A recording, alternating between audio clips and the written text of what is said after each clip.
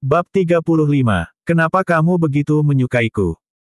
Suara lembut gadis itu terdengar tercekat, namun setiap kata dan kalimat yang keluar darinya menyusup ke telinga Alvaro, seolah menjadi lantunan cinta paling merdu di dunia. Tatapan matanya semakin dalam, dan dalam kegelapan matanya yang pekat, api kecil menyala, menjalar seperti kobaran liar. Namun di detik berikutnya, dia melihat hidung dan telinga Alara yang merah membeku, serta merasakan dinginnya jari-jari gadis itu. Alvaro mengerutkan kening, lalu tanpa ragu melilitkan mantelnya ke tubuh Alara, membungkusnya erat dalam pelukannya yang hangat. "Alara, tidakkah kamu merasa kedinginan?" tanyanya pelan. "Bagaimana mungkin aku tidak merasakannya?" jawab Alara sedikit mengeluh, mengendus pelan saat ia meringkuk di dalam pelukan pria itu, terhindar dari terpaan angin dan salju oleh mantel tebal itu. Jari-jarinya yang merah seperti wortel kecil ragu-ragu hendak menyentuh pinggang Alvaro. Takut menyebarkan dinginnya. Namun pria itu langsung menggenggam tangan Alara dan menempelkannya ke pinggangnya, membiarkan hangat tubuhnya menyelimuti jemari dingin itu. Di saat itu, Alara benar-benar merasa bahwa pelukannya adalah tempat terhangat di dunia. Ia menyandarkan pipinya ke dada Alvaro, mengelusnya dengan manja. "Ketika kamu mencariku demi kartu harapan itu, aku juga ingin tahu seperti apa perasaanmu saat itu. Bahkan, kamu sempat memarahiku." Alvaro memejamkan mata, rasa sesal menusuk dadanya. Ia memeluk Alara semakin erat.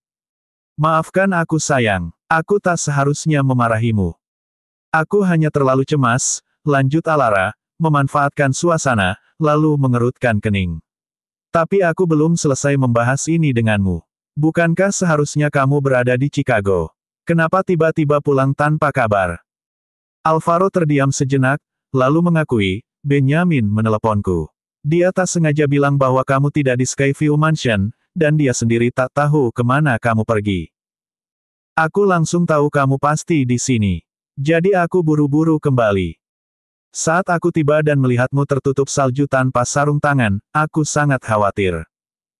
Alara menggigit bibir. Matanya yang berair tampak berkilau, dengan rona merah muda di pipinya, seolah dilukis dengan pemerah alami. "Kamu tahu aku akan ada di sini. Alvaro, kita pasti punya ikatan yang sangat dalam. Dan ketika kamu datang, aku akhirnya menemukan kartu harapanmu. Itu pasti karena kedekatan kita," balas Alvaro.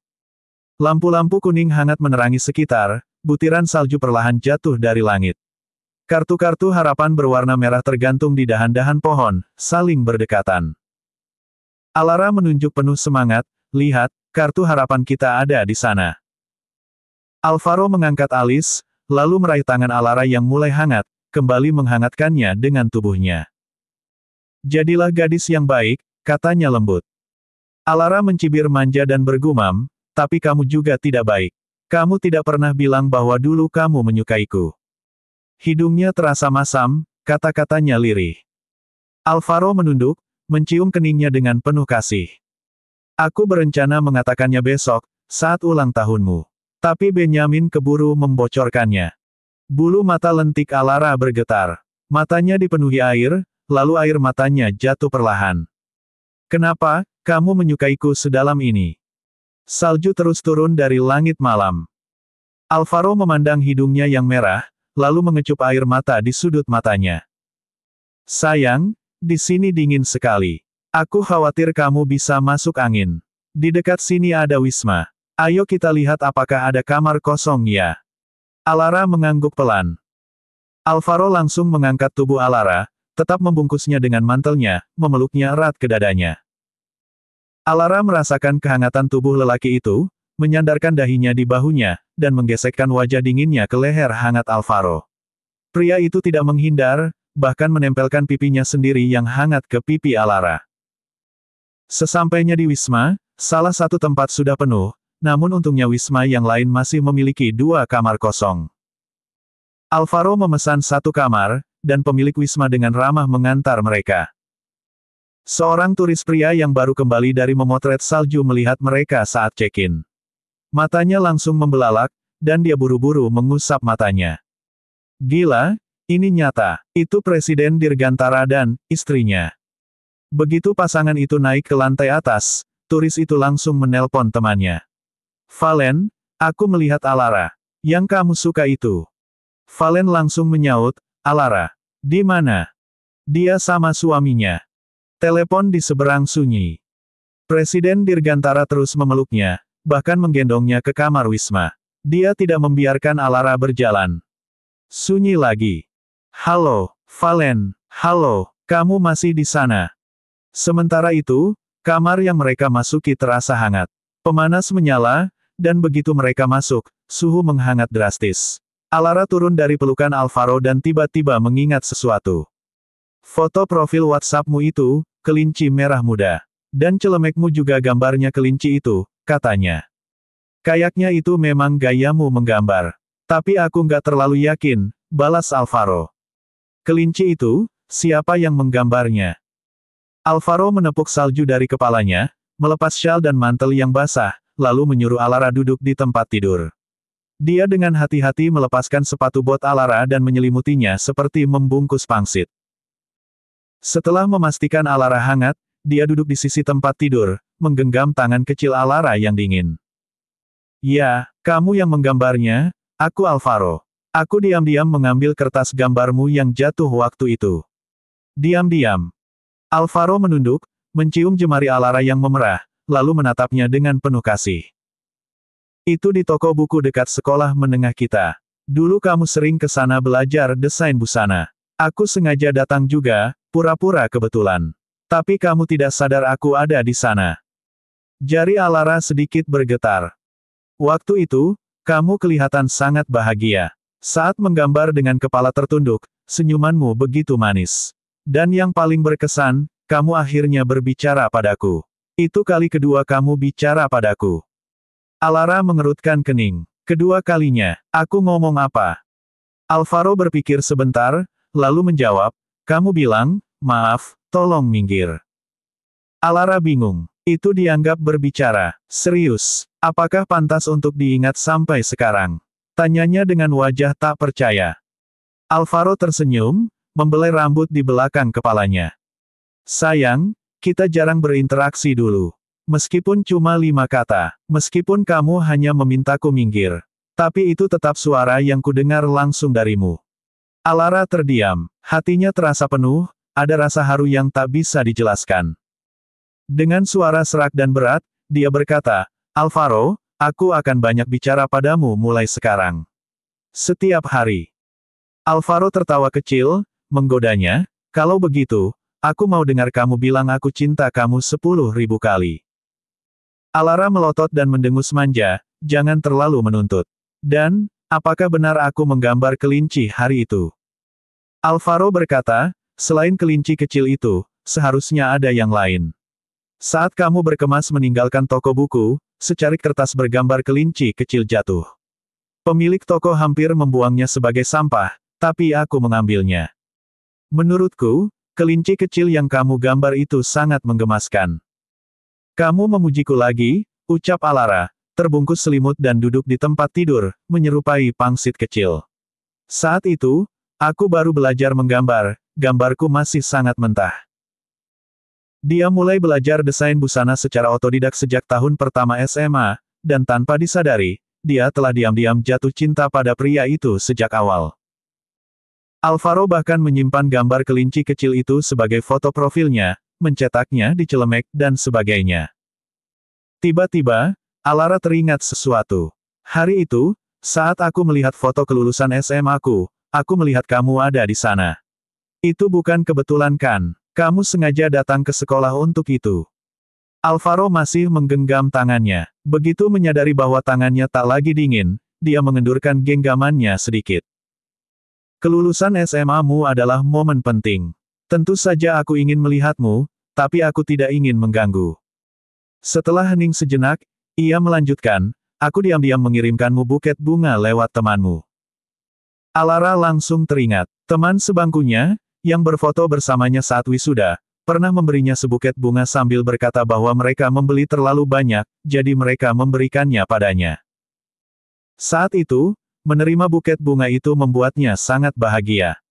Ternyata bunga itu darinya, bukan karena kelebihan beli, tapi karena dia sengaja mengirimkannya. Kamu, Tenggorokan Alara tercekat. Air mata berkilau di matanya. Butuh waktu baginya untuk bisa berbicara. Lalu, waktu aku ikut kompetisi desain busana di kuliah, saat aku masih menggunakan identitas Ross. Meskipun Smith yang naik ke panggung dan menerima penghargaan, selalu ada seseorang yang menyerahkan bunga padanya, lalu dia memberikannya padaku.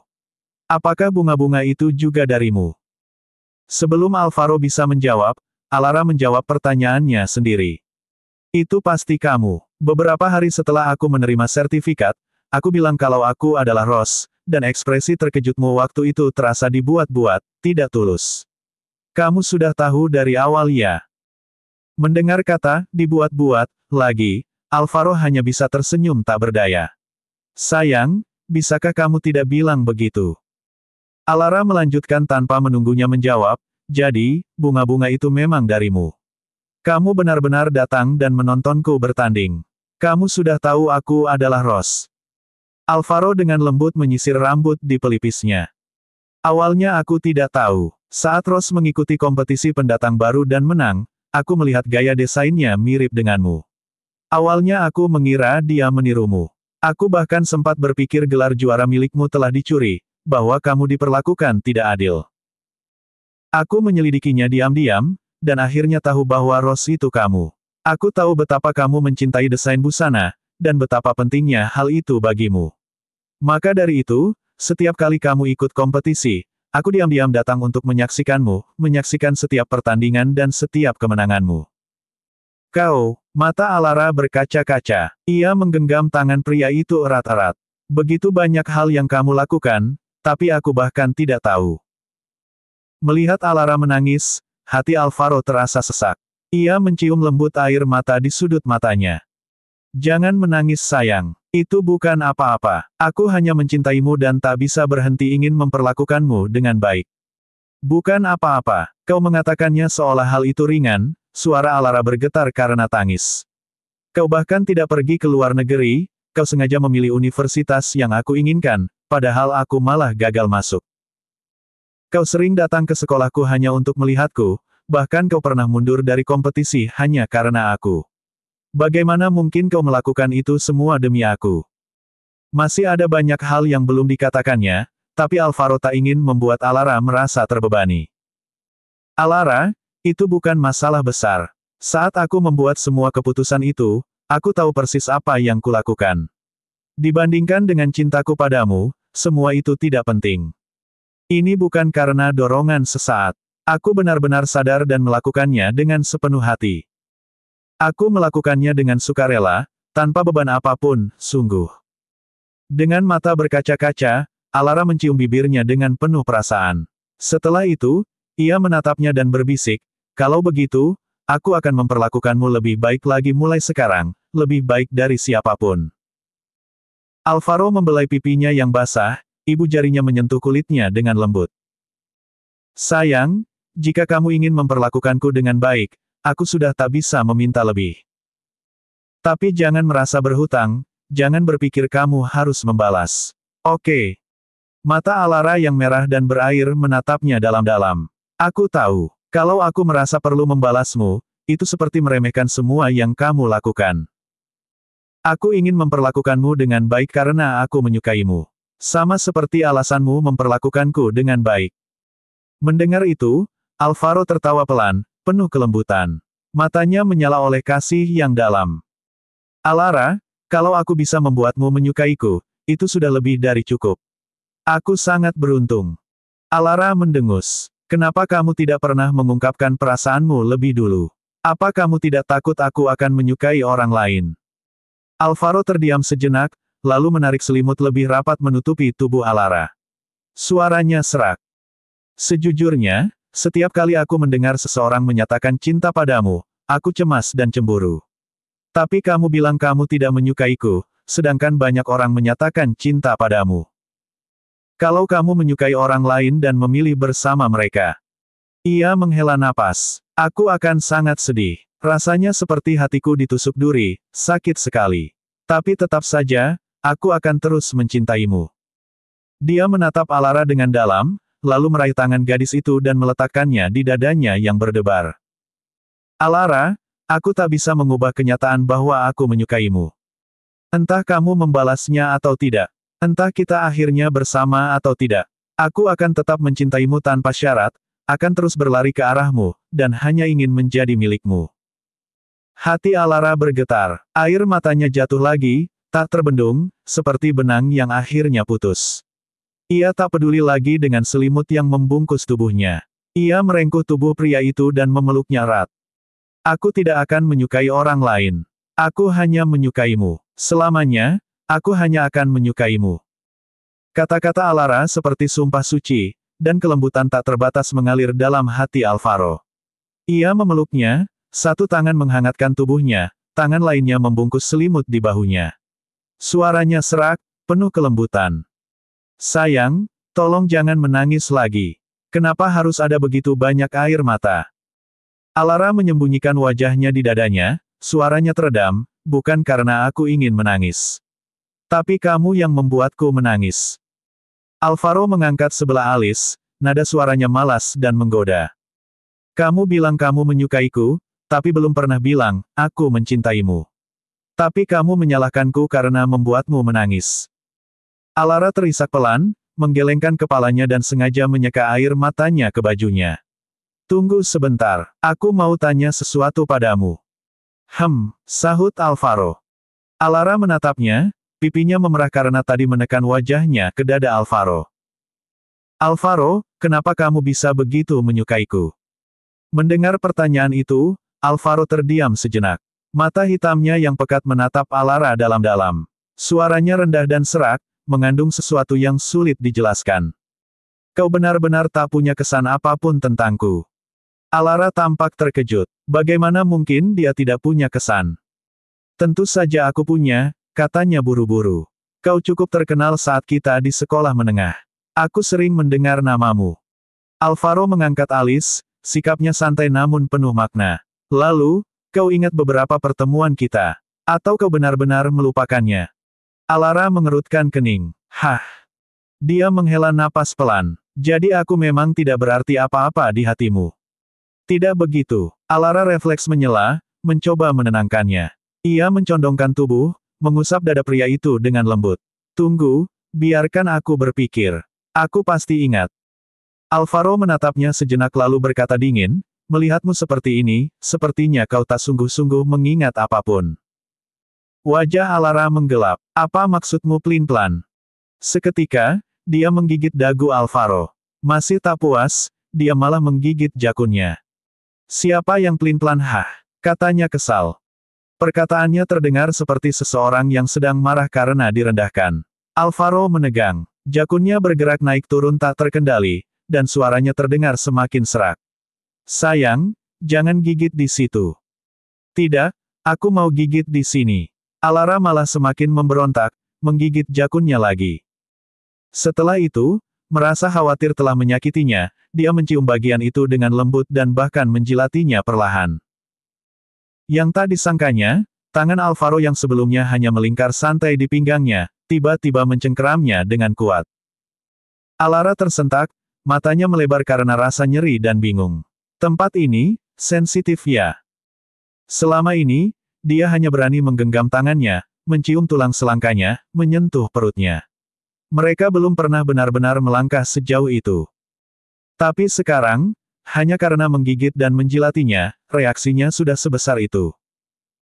Napas Alvaro terdengar berat, rahangnya mengeras, dan sorot matanya menggelap seperti malam. Sudah cukup bermain-main. Pipi Alara menggembung. Tentu belum. Berani-beraninya kau menuduhku dingin. Katanya kesal. Ia lalu kembali menggigit jakunnya, kemudian lehernya, dengan sengaja meninggalkan bekas merah yang mencolok. Alvaro memejamkan matanya. Bulu matanya bergetar, sudut matanya memerah, dan napasnya tak beraturan. Melihat kelakuan nakal Alara, dia menatapnya dengan senyum tipis yang berbahaya. Suaranya serak, menebar godaan. Kenapa berhenti sekarang, sayangku? Alara menjawab santai, sebenarnya aku berharap kau menandai seluruh tubuhku dengan segelmu. Alvaro memandangnya tajam. Senyuman itu masih menggantung di wajahnya, berbahaya, ambigu. Alara buru-buru ingin bangkit, tapi lengannya segera ditarik kembali. Alvaro memeluknya erat, lalu mencium bibirnya tanpa ampun, dalam dan penuh gairah. Isak napas Alara tertahan di dada Alvaro. Dia tak tahu berapa lama mereka larut seperti itu. Tiba-tiba terdengar ketukan keras di pintu. Suara parau dan terbata-bata menyusul dari luar, meski teredam oleh pintu, masih jelas terdengar. Alara, kamu di dalam kan? Kenapa kau mengganti nomor ponselmu? Aku tak bisa menghubungimu lagi. Alara, ceraikan Alvaro. Jangan biarkan dia menipumu. Dia tak mencintaimu. Alara, masih terengah karena ciuman sebelumnya, mengerjap bingung. Sepertinya, ada yang mengetuk. Alvaro sudah mendengar suara itu sejak awal. Matanya memancarkan dingin, tapi tangannya tetap membelai lembut kepala Alara. Istirahatlah. Aku akan lihat siapa itu. Alara mengangguk lemah. Cepat kembali ya. Alvaro mencium keningnya sebelum bangkit dan berjalan keluar kamar. Begitu pintu dibuka, bau alkohol menyengat langsung menyergap. Valen berdiri di lorong dengan mata merah dan tubuh limbung. Di sisinya, dua pemuda dan pemilik penginapan berdiri gelisah. Salah satunya adalah turis yang menghubungi Valen karena tak sengaja melihat Alara. Dia menyesal telah menelpon. Tanpa sadar, Valen yang sedang mabuk langsung nekat naik ke gunung mencari Alara. Kereta gantung telah berhenti, jadi dia memanjat selama 2 jam. Untungnya, gunung tidak terlalu curam dan ada yang menemani, kalau tidak dia bisa celaka. Pemuda lain adalah Richard, sahabat Valen, yang mendaki bersamanya dan sekarang kelelahan. Pemilik penginapan itu hampir menangis. Tuan Dirgantara, saya minta maaf. Orang ini terus mengetuk setiap pintu, membangunkan semua orang. Alvaro keluar, menutup pintu kamar di belakangnya, menghalangi pandangan ke dalam. Valen menatapnya, matanya nyalang. Ia mengepalkan tangan. Aku ingin bicara dengan Alara. Pemilik penginapan menahan Valen, ini malam hari. Jangan ganggu orang lain. Tapi Valen seperti banteng keras kepala, tak bisa ditahan. Tatapan Alvaro menyapu pemilik penginapan. Kamu boleh pergi. Aura Alvaro membuat siapapun gentar. Pemilik penginapan langsung pergi. Richard juga segera menarik turis menjauh. Koridor kini sunyi. Hanya Alvaro dan Valen yang berdiri di sana. Valen menatapnya penuh amarah, lalu pupilnya mengecil tajam. Alvaro berdiri santai. Kerah kemejanya terbuka, menampakkan bekas gigitan dan ciuman yang jelas di lehernya. Alara, belum pernah menciumnya. Namun Alvaro. Alara, keluar, Alara. Valen berteriak histeris dan ingin menerobos. Alvaro tanpa ragu menendangnya. Sudah bosan hidup berani ganggu istriku. Valen terjatuh, tubuhnya meringis kesakitan. Alkohol di perutnya terasa ingin keluar. Dengan susah payah ia berdiri. Tatapannya jatuh ke leher Alvaro, ke bekas-bekas ciuman itu, dan kemarahannya memuncak. Namun, dia tak berani memanggil nama Alvaro langsung. Kau yang suruh Alara ganti nomor. Aku tak bisa menghubunginya lagi. Sarkas Valen. Kau punya cinta lama yang tak bisa kau lupakan, tapi menikah dengannya. Apa itu cinta? Aku berubah demi Alara. Aku mendaki gunung 2 jam hanya untuk bertemu dengannya. Siapa kau untuk menghalangi? Alvaro menyeringai pelan. Matanya dipenuhi ejekan. 2 jam naik gunung. Dia melangkah mendekat, menatapnya dari atas. Aku berjalan selama 8 tahun untuk berada di sisinya. Siapa kau? Ingin menantangku? Valen terdiam. Pupilnya gemetar. 8 tahun. Alvaro menatapnya dalam-dalam. Kau bukan siapa-siapa Valen. Bahkan jika kau menyesali semua yang telah kau perbuat, kau tetap tak pantas untuknya. Valen pucat. Kata-kata itu menamparkan jiwanya yang sudah rapuh. Jika kau berani mendekati istriku lagi, lanjut Alvaro dingin, kita lihat apakah keluarga Pradipta bisa melindungimu. Valen terdiam, tak mampu melawan, tak sanggup menjawab. Setelah Alvaro masuk kembali, Valen tetap berdiri di sana, tubuhnya seperti kehilangan jiwa. Richard datang menariknya pergi. Salju turun perlahan di luar. Valen yang limbung, menatap pergelangan tangannya. Di sana tergantung gelang Alara, gelang milik Alara yang dulu sempat ia rebut. Dia berhasil mengambil gelang itu kembali. Namun, dia tak akan pernah bisa mendapatkan Alara lagi. Dan yang lebih menyakitkan, Alara mungkin tak pernah tahu bahwa gadis yang dicintai Alvaro selama bertahun-tahun, adalah dirinya sendiri. Beberapa saat kemudian, Alvaro kembali ke kamar. Alara langsung menyambut dengan mata berbinar. Akhirnya kau kembali. Tadi, siapa yang mengetuk? Lalu dia tersenyum lebar. Dan aku ingat, aku tahu di mana aku pernah melihatmu sebelumnya. Apakah karena itu kau menyukaiku? Bersambung.